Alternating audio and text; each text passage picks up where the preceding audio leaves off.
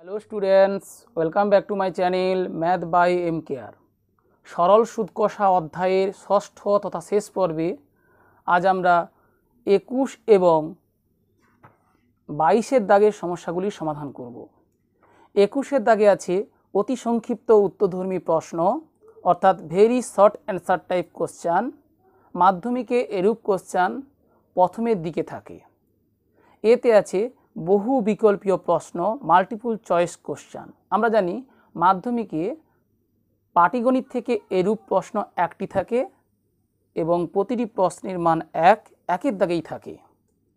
বিতে আছে নিচের বিবৃতিগুলি সত্য না মিথ্যা লিখি। মাধ্যমিকে পাটিগণিত থেকে এরূপ একটি প্রশ্ন থাকে এবং 3-এর দাগে থাকে, প্রতিটি প্রশ্নের মান 1। সিতে আছে শূন্যস্থান পূরণ করি। মাধ্যমিকে পাটিগণিত থেকে এরূপ একটি প্রশ্ন থাকে এবং 2-এর দাগে থাকে। এরপর দেখো 22-এর দাগে আছে সংক্ষিপ্ত উত্তরধর্মী প্রশ্ন, অর্থাৎ শর্ট অ্যান্সার টাইপ কোশ্চান। মাধ্যমিকে 4-এর দাগে এরূপ প্রশ্ন থাকে পাটিগণিত থেকে 2টি, প্রতিটি প্রশ্নের মান 2। আমরা জানি ভালো নাম্বার পাওয়ার ক্ষেত্রে এই ধরনের প্রশ্নগুলির অনুশীলন খুবই জরুরি। এমসিকিউর ক্ষেত্রে উত্তর লিখলেই নাম্বার পাওয়া যায়, প্রয়োজনে পাশে করে দেখে নেব। প্রথম সমস্যাটি লক্ষ্য করো। বার্ষিক R% হার সরল সুদে পি টাকার টি বছরের সুদ আই টাকা হলে এই 4টি অপশনের মধ্যে কোনটি ঠিক হবে? আমরা জানি principal P, annually rate of interest R, time T বছর হলে interest I equals P R T by 100। এই সূত্রটা আমরা জানি। তাহলে এই সূত্রেই দেখো এর তলায় 1 আছে ধরে নিই, অর্থাৎ বজ্রমূল আমরা কি পাচ্ছি? P R T equals 100 into I, অর্থাৎ 100 আই। অপশান সি লক্ষ্য করো, P R T equals 100 into I, অর্থাৎ এক্ষেত্রে অপশান সি হলো সঠিক উত্তর। তাই আমরা দাগ নাম্বার দিয়ে পাশে এইভাবে অপশান সি লিখে দেব। প্রয়োজনে এটি করে দেখবে, এক্ষেত্রে ভাষা দিয়ে বিশদ লেখার কোনো প্রয়োজন নেই। এরপর দ্বিতীয় সমস্যাটি লক্ষ্য করো। কোনো মূলধন একটি নির্দিষ্ট সরল সুদের হারে 20 বছরে দ্বিগুণ হয়। এই বাক্যটা বোঝার চেষ্টা করো। 20 বছরে দ্বিগুণ হওয়ার অর্থ সুদে আসলে ডবল হয়ে যাওয়া, অর্থাৎ 100 টাকায় সুদ হয়ে যাবে 100 টাকা। আমরা প্রিন্সিপাল পি ধরে থাকি, অর্থাৎ পি টাকার সুদ হয়ে যাবে পি টাকা, পি টাকার সুদ হয়ে যাবে পি টাকা, তবেই না সুদে আসলে 2p টাকা হবে। একই সরল সুদের হারে ওই মূলধন 3 গুণ হবে কত বছরে? তাহলে পি ইকুয়ালস, অর্থাৎ আমরা সূত্র জানি I equals P into time, এখানে কত বলা আছে? 20 বছর, অর্থাৎ 20 P into T into R, rate of interest R ধরি বাই 100। এখান থেকে আমরা কি পাচ্ছি? উভয় পক্ষকে পি দিয়ে ভাগ করে দিই, অর্থাৎ এটা 2/5, অর্থাৎ r/5 ইকুয়ালস 1। তাহলে r/5 ইকুয়ালস 1 হলে r ইকুয়ালস 5। একই সরল সুদের হারে, অর্থাৎ ওই 5% ইন্টারেস্টে ওই মূলধন 3 গুণ হবে কত বছরে? মূলধন 3 গুণ হবে, অর্থাৎ পি টাকাটা 3p টাকা হবে। সেক্ষেত্রে সুদ কত হবে? 3p মাইনাস পি, অর্থাৎ সুদটা হবে 2p। তাহলে 2p ইকুয়ালস পি ইন্টু, এক্ষেত্রে আমি টাইম টি ধরি, ইন্টু রেট অফ ইন্টারেস্ট 5 বের করেছি বাই 100। তাহলে উভয় পক্ষকে পি দিয়ে ভাগ করি, পি নট ইকুয়াল 0, পি দিয়ে ভাগ করা যাবে, অর্থাৎ 2 ইন্টু 100 200 ইকুয়ালস টি ইন্টু 5, অর্থাৎ 5t। তাহলে এখান থেকে আমরা পাচ্ছি টি ইকুয়ালস 200/5 ইকুয়ালস 40, অর্থাৎ 40 বছরে। এখানে দেখো অপশান সি আছে 40 বছরে, অর্থাৎ অপশান সি হবে এক্ষেত্রেও সঠিক উত্তর। তৃতীয় সমস্যাটি লক্ষ্য করো। কোনো মূলধন 10 বছরে দ্বিগুণ হলে বার্ষিক সরল সুদের হার তাহলে কত হবে? আমরা মূলধন প্রিন্সিপাল পি ধরে থাকি, তাহলে পি টাকা 10 বছরে হয়ে যাচ্ছে দ্বিগুণ অর্থাৎ 2p টাকা। তাহলে সুদ কত? 2p মাইনাস পি অর্থাৎ পি, অর্থাৎ পি টাকার 10 বছরের সুদ পি টাকা। বার্ষিক সরল সুদের হার কত? বার্ষিক সরল সুদের হার আমরা আর ধরে থাকি, রেট অফ ইন্টারেস্ট আর। তাহলে P into T into R by 100 PT R by 100 equals P. P not equal 0 অর্থাৎ উভয় পক্ষে পি দিয়ে ভাগ করতে পারি। তাহলে এখান থেকে পাচ্ছি আর ইকুয়ালস 10 ইন্টু 1 অর্থাৎ 10, অর্থাৎ বার্ষিক সরল সুদের হার 10%। এক্ষেত্রে অপশান বি হলো সঠিক উত্তর। চতুর্থ সমস্যাটি লক্ষ্য করো। x% বার্ষিক সরল সুদের হারে কোনো মূলধনের x বছরের সুদ x টাকা হলে মূলধনের পরিমাণ কত? আমরা মূলধন প্রিন্সিপাল পি ধরে থাকি, তাহলে এক্ষেত্রে মূলধন পি ধরে নিলাম।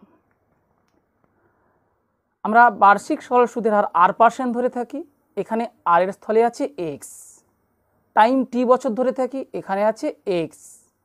সুদ ইন্টারেস্ট আই ধরে থাকি, এক্ষেত্রে আছে x, অর্থাৎ P into time x into rate of interest x by 100, অর্থাৎ সেই সূত্র P T R by 100 equals বলা আছে ইন্টারেস্টও x। তাহলে x নট ইকুয়াল 0, অর্থাৎ সুদের পরিমাণ 0 নয়, অর্থাৎ উভয় পক্ষে আমরা x দিয়ে ভাগ করতে পারি, উভয় পক্ষে x দিয়ে ভাগ করে দিলাম। তাহলে এখান থেকে কী পাচ্ছি? px ইকুয়ালস 100 ইন্টু 1 অর্থাৎ 100, বা এখান থেকে পাচ্ছি principal p equals 100 by x। দেখো অপশান সি আছে 100 বাই x টাকা, অর্থাৎ এক্ষেত্রে অপশান সি হবে সঠিক উত্তর। পঞ্চম সমস্যাটি লক্ষ্য করো।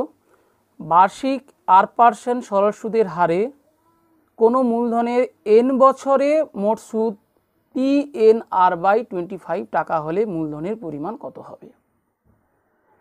তাহলে আমরা মূলধন প্রিন্সিপাল পি ধরে থাকি, কিন্তু এক্ষেত্রে সুদের পরিমাণ এর মধ্যে পি আছে, তাহলে পি লেটারটি বাদে অন্য কোনো লেটারকে ধরতে হবে। আবার অঙ্কের ভাষাতেই আর আছে, এখানে এন আছে, সুতরাং আর এন পি বাদে আমরা প্রিন্সিপাল ধরে নেব অন্য কোনো লেটার, ধরি এক্স। তাহলে এক্ষেত্রে মনে করি মূলধন এক্স টাকা। তাহলে আমরা জানি এক্স টাকার সুদ হবে এক্স ইন্টু টাইম, এখানে কত বলা আছে? টাইম টির জায়গায় আছে এন, তাহলে N into rate of interest R বলা আছে, তাহলে আর বাই 100, অর্থাৎ পিআরটি বা PTR by 100 equals interest. Interest সমান বলা আছে পিএনআর বাই 25, পিএনআর বাই 25, বা তাহলে আমরা বুঝতেই পাচ্ছি এখানে এন নট ইকুয়াল 0, অর্থাৎ উভয় পক্ষকে এন দিয়ে ভাগ করা যাবে, আর নট ইকুয়াল 0, উভয় পক্ষকে আর দিয়ে ভাগ করা যাবে, অর্থাৎ X equals 100 into P by 25, 25 4 100 equals 4p। আমরা এক্স ধরেছিলাম মূলধন, এখানে বলেছে মূলধনের পরিমাণ, তাহলে কত হবে? 4p, অর্থাৎ অপশান বি এক্ষেত্রে সঠিক উত্তর। এইভাবে আমরা নিজেদের প্রয়োজন মতো পাশে লিখে সমস্যাটির সমাধান করে শুধুমাত্র এ বি সি ডি এই 4টি অপশানের মধ্যে কোন অপশানটি সঠিক সেটি এখানে লিখে নেব। এরপর বি এর সমস্যাগুলি লক্ষ্য করো। নিচের বিবৃতিগুলি সত্য না মিথ্যা লিখি।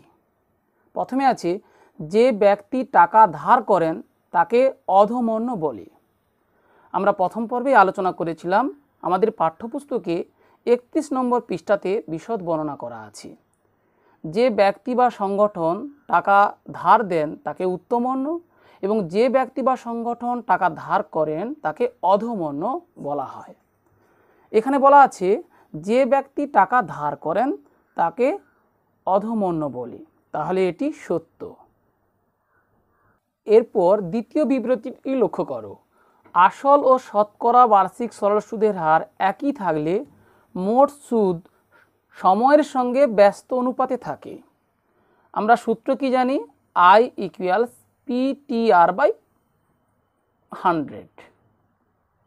দেখো এক্ষেত্রে আসল ও শতকরা বার্ষিক সরল সুদের হার অর্থাৎ পি এবং আর যদি স্থির থাকে সেক্ষেত্রে আমরা দেখতে পাচ্ছি ভগ্নাংশ আকার থেকেই টি বৃদ্ধির সাথে সাথে আই বৃদ্ধি পাবে, অর্থাৎ মোট সুদের পরিমাণ বৃদ্ধি পাবে যদি টাইম বৃদ্ধি পায়, অর্থাৎ সময়ের সঙ্গে মোট সুদের সরল সম্পর্ক। এখানে বলা আছে ব্যস্ত অনুপাতে থাকবে, তাহলে ব্যস্ত অনুপাতে হবে না, সমানুপাতে হবে, অর্থাৎ এটি মিথ্যা। প্রসঙ্গত বলি, এখানে I varies as T, I varies as P, I varies as R, অর্থাৎ আয়ের সাথে টি সরল ভেদে থাকবে যখন পি এবং আর স্থির, আয়ের সাথে পি সরল ভেদে থাকবে যখন আর এবং টি স্থির, আয়ের সাথে আর সরল ভেদে থাকছে যখন পি এবং টি স্থির। আর যখন এ সবই চলো সেক্ষেত্রে যৌগিক ভেদের উপপাদ্য প্রয়োগ করে আমরা পাই আই অ্যাভারেজেজ PTR/100, অর্থাৎ এখান থেকেই আমরা পাচ্ছি আই সমান PTR/100, অর্থাৎ অ্যাভারেজেজ এখানে বাই 100 নয়, আই অ্যাভারেজেজ PTR, অর্থাৎ ভেদ ধ্রুবক এখানে 1/100 হয়, অর্থাৎ আই ইকুয়ালস PTR/100। অর্থাৎ চলো পি, টি এবং আর তিনটেই আয়ের সাথে সরল ভেদে থাকে, অর্থাৎ অনুপাতটা হবে সমানুপাত। এরপর সি এর দাগে লক্ষ্য করো, শূন্যস্থান পূরণ করি, যে ব্যক্তি টাকা ধার দেন তাকে ড্যাশ বলে। এর আগে আমরা করলাম যে ব্যক্তি টাকা ধার করেন তাকে অধমর্ণ বলে, বিবৃতিটি সত্য, তাহলে যে ব্যক্তি টাকা ধার দেন তাকে উত্তমর্ণ বলে, অর্থাৎ এখানে হবে উত্তমর্ণ।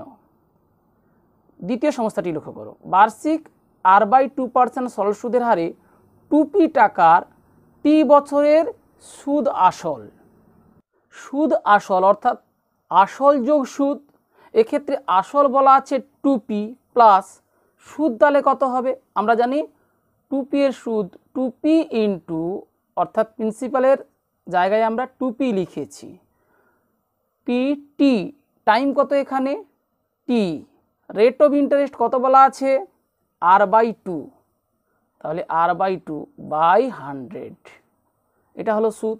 এক্ষেত্রে দেখো 2pর 2 আর এই 2 কেটে যাচ্ছে, অর্থাৎ আসল 2p প্লাস সুদ হচ্ছে PTR/100,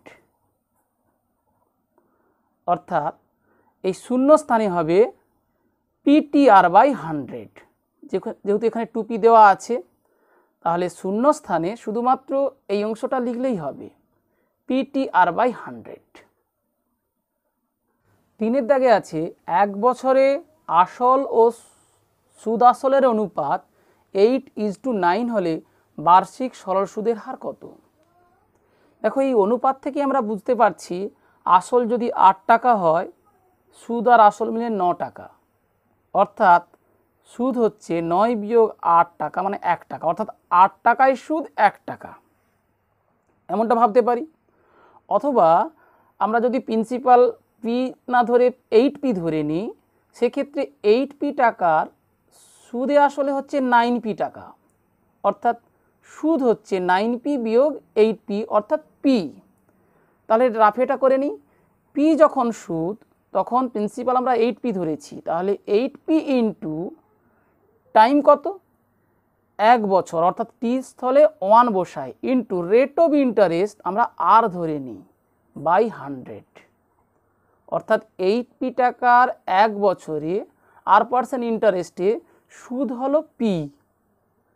তাহলে এখান থেকে আমরা দেখো উভয় পক্ষে p দিয়ে ভাগ করে দিই, 8p/100 ইকুয়ালস পাচ্ছি 1, অর্থাৎ p ইকুয়ালস 100/8 ইকুয়ালস 4 দিয়ে ভাগ করলে 25/2 সমান 12.5 বা 12.5, 12.5 অথবা 12.1/2 লিখতে পারি, অর্থাৎ সুদের হার হবে 12.5%।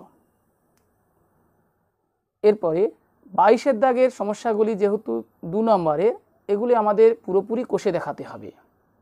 প্রথমের সমস্যাটি দেখো, কোনো মূলধন বার্ষিক 6.14% সরল সুদের হারে কত বছরে দ্বিগুণ হবে তা লিখি।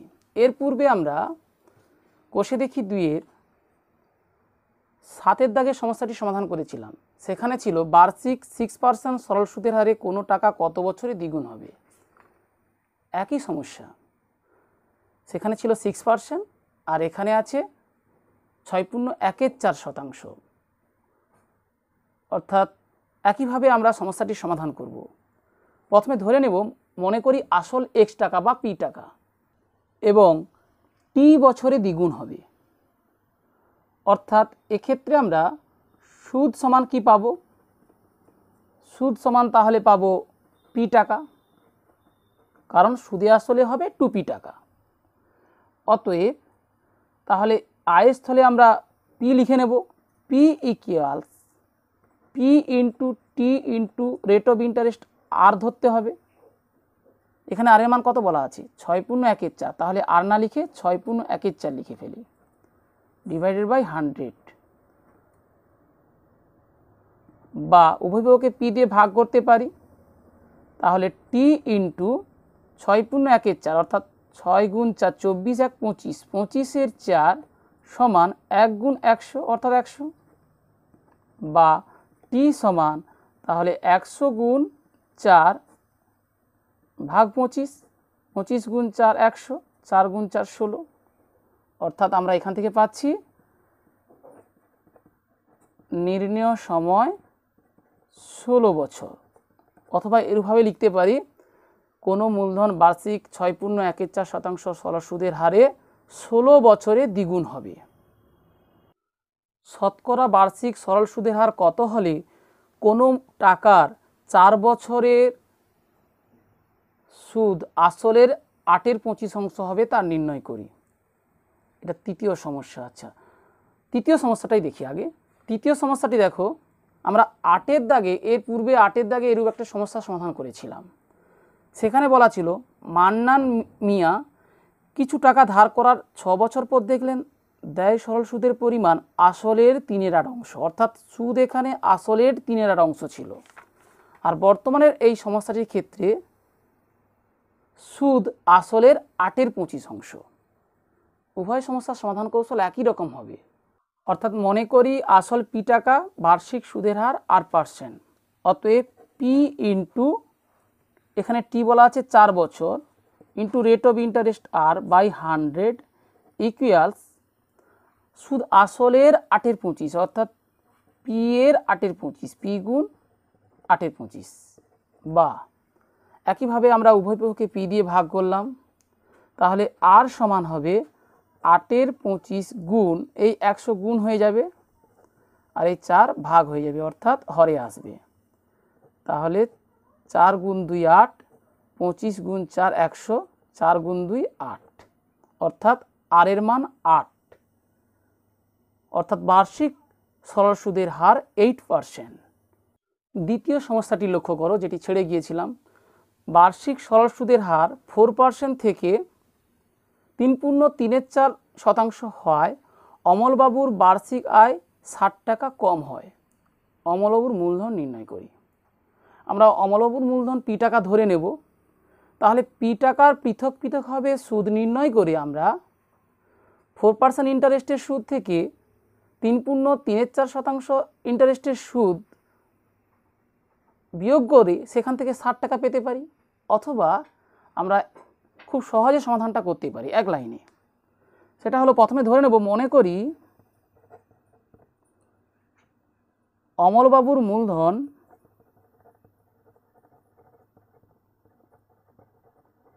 p টাকা। তাহলে দেখো, p টাকার 1 বছরের সুদ হিসেব করি 4% ইন্টারেস্টে, অর্থাৎ p into t1 into rate of interest 4, অর্থাৎ 4/100 মাইনাস p ইন্টু 1 ইন্টু এখানে কত আছে 3×3=4 অর্থাৎ 3×3=4/100 এইটা সমান বলা আছে 60। বা এখান থেকে আমরা p/100 কমন নিয়ে নিই। p/100 কমন নিলে 4 - 4 × 3 = 12 আর 3 × 15 15/4 সমান পাচ্ছি 60। আমরা প্রয়োজনে এ লাইনটাও করব না, সরাসরি এ লাইনটা করলেও হবে। বা p/100 ইন্টু, তাহলে এখানে 4 লসাগু, 4 × 4 16, 16 থেকে 15 বাদ দিলে 1, তাহলে 1/4 সমান হয়ে গেল 60। এখান থেকে আমরা সমাধান করে p এর মান নির্ণয় করব। p সমান তাহলে হবে 60 গুণ এই 100 গুণ হবে 4 গুণ হবে অর্থাৎ 400 সমান 6 × 4 24, 24 লিখে 1 আর এই দুটো মোট 3টা শূন্য অর্থাৎ 24,000। অর্থাৎ অমলবাবুর মূলধন 24,000 টাকা। এরপর চতুর্থ সমস্যাটি লক্ষ্য করো। শতকরা বার্ষিক সরল সুদের হার কত হলে, অর্থাৎ রেট অফ ইন্টারেস্ট কত হলে, আর এর মান কত হলে কোনো টাকার 10 বছরে সুদ আসলের 2/5 অংশ হবে তা নির্ণয় করি। তাহলে একইভাবে প্রথমে আমরা ধরে নিব আসল p টাকা এবং বার্ষিক সরল সুদের হার r%। এখানে বলা আছে 10 বছরের সুদ, তাহলে p টাকার 10 বছরের সুদ কত হবে?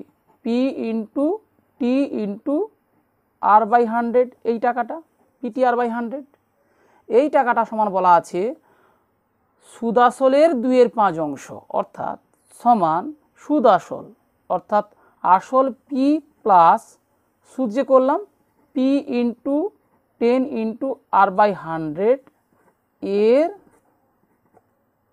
2/5 অংশ। প্রয়োজন এটা লঘিষ্ঠ করে আরও ছোট করে রাখা যেত এখানে। যাই হোক, সুদ সমান আসল এবং সুদ মিলে যা হয়েছে তার 2/5 অংশ। বা PR/10 ইকুয়ালস একইভাবে p প্লাস PR/10 এর 2/5। বা উভয় পক্ষ থেকে আমরা p কমন নিতে পারি, অর্থাৎ PR/10 ইকুয়ালস, এখানে 10 লসাগু করে ফেলি, তাহলে 10p plus PR, p common নিলে হচ্ছে 10 প্লাস r ইন্টু 2/5 অর্থাৎ উভয় পক্ষে p দিয়ে ভাগ করলে হচ্ছে r/10 ইকুয়ালস, তাহলে এটা 20 যোগ 2r/10 × 5 অর্থাৎ উভয় পক্ষে আমরা 10 দিয়ে গুণ করতে পারি। বা বজ্রগুণনে দেখো r × 5 অর্থাৎ 5r সমান 20 প্লাস 2r। বা যেহেতু r এর মান নির্ণয় করব তাহলে r কে বামে আনি, 5r - 2r অর্থাৎ 3r = 20। এখান থেকে আমরা পাচ্ছি r ইকুয়ালস 20/3 ইকুয়ালস 6 × 3 = 18, 6 পূর্ণ 2/3 অর্থাৎ শতকরা বার্ষিক সরল সুদের হার 6 পূর্ণ 2/3, অথবা আমরা লিখব বার্ষিক সরল সুদের হার, বার্ষিক সরল সুদের হার 6 পূর্ণ 2/3%। শেষের সমস্যাটি দেখো, বার্ষিক 5% সরল সুদের হারে কত টাকার মাসিক সুদ 1 টাকা, অর্থাৎ 1 মাসের সুদ 1 টাকা। আমরা সুদের হিসেব নির্ণয়ের সময় টি বছরে প্রকাশ করি, তাহলে 1 মাস সময়টাকে বছরে প্রকাশ করে নেব। এক্ষেত্রে আমরা প্রথমে ধরে নিই, মনে করি আসল p টাকা, এক্ষেত্রে সময় t সমান 1 মাস বলা আছে। 1 মাস সমান কত? 1/12 বছর। বার্ষিক সরল সুদের হার r% সমান 5% বলা আছে, অর্থাৎ r সমান 5 বলা আছে। তাহলে এখান থেকে আমরা কি পাচ্ছি? p ইন্টু টাইম 1/12 করলাম ইন্টু রেট অফ ইন্টারেস্ট 5/100 সমান বলা আছে 1 টাকা, অর্থাৎ সুদ সমান 1। বা তাহলে এই ভগ্নাংশের আমরা লবে পাচ্ছি 5p/12, 5p/12 ইকুয়ালস 100 × 1 অর্থাৎ 100 বা পি ইকুয়ালস 100 ইন্টু এই 12 গুণ হয়ে যাবে ডিভাইডেড বাই এই 5 দিয়ে ভাগ হবে, তাহলে এটা 20, 12 গুণ 2 24, একটা শূন্য। অতএব আসল 240 টাকা এরূপ লিখতে পারি, অথবা পুরো বাক্যটাই লিখতে পারি যে বার্ষিক 5% সরল সুদের হারে 240 টাকার মাসিক সুদ 1 টাকা হবে। তাহলে সরল সুদ সংক্রান্ত সকল সমস্যার সমাধানের ক্ষেত্রে আমরা একটি মাত্র সূত্রে ব্যবহার করেছি, সেটি হলো I ইকুয়ালস PTR বাই 100। এক্ষেত্রে পি প্রিন্সিপাল টাকাতে, টি টাইম সর্বদা আমরা বছর এককে প্রকাশ করে নিয়েছি, রেট অফ ইন্টারেস্ট আর, এবং I ইকুয়ালস ইন্টারেস্ট ধরা হয়েছিল। এবং ইন্টারেস্ট PTR এই তিনটি চলের সাথেই সরল সম্পর্কে থাকে। সুদের কারবারের ক্ষেত্রে যিনি টাকা দেন তিনি উত্তমবর্ণ, আর যিনি টাকাটা নেন তিনি অধমবর্ণ। আশা করি সরল সুদ কষা সংক্রান্ত সকল সমস্যার সমাধান কৌশল তোমরা বুঝতে পারলে। সমস্যার সমাধানের কৌশল বুঝতে কোনো সমস্যা হলে কমেন্ট বক্সে কমেন্ট করে জানিও। ভিডিওটি শেষ পর্যন্ত দেখার জন্য অসংখ্য ধন্যবাদ।